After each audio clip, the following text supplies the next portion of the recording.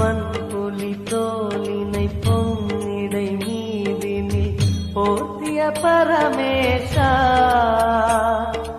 அன்பெனும் நூல் கொண்டு ஆடை தருகிறோம் அன்பெனும் நூல் கொண்டு ஆடை தருகிறோம் அணிந்திடு அரவிந்தமே எங்கள் அருணாச்சல சிவமே